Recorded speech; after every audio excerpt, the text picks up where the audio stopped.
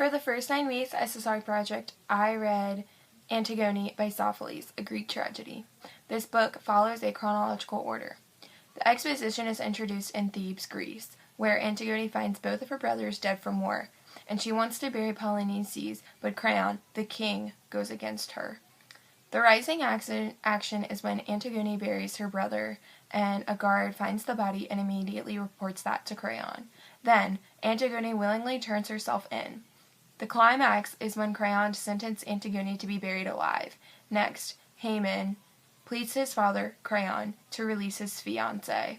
Then, Creon decides to pardon Antigone. In the following action, Creon finds she already hung herself. Next, Haman kills himself out of anger at Creon and grief out of Antigone. And after hearing the news, Eurydice, his mother, also stabs herself. In the resolution, Creon feels guilty and responsible for the death of his family and realizes that without his family, his life meant nothing. In my opinion, the theme of this book revolves around wanting/having power corrupts your mind and morals. The exposition exemplifies this because Antigone's 2 brothers kill each other in the pursuit of the throne of Thebes.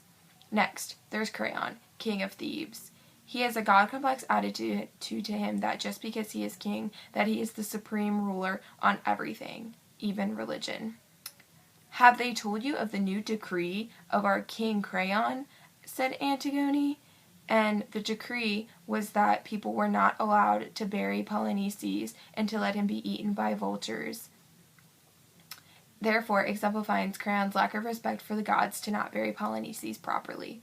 Next, once he figured out it was Antigone who was responsible for burying his nephew, he demanded her demise. Antigone asks, "Creon, what more do you want than my death?"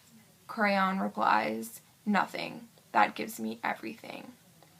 Next, Tiresias warns Creon that his actions do have consequences, and Creon replies, "No, Tiresias, if your birds, if the great eagles of God himself should carry him stinking bit by bit to heaven, I would not yield. I am not afraid of pollution." Therefore, saying he isn't afraid and isn't going to back down, even to a god. Lastly, he's apathetic toward his son when he pleads to let his fiancée, Antigone, go. "Bring the woman out. Let her die before his eyes. Here, this instant, with her bridegroom beside her."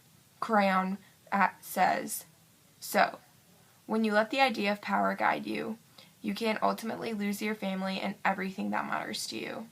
Because that's what happens when you realize what actually matters in life too late."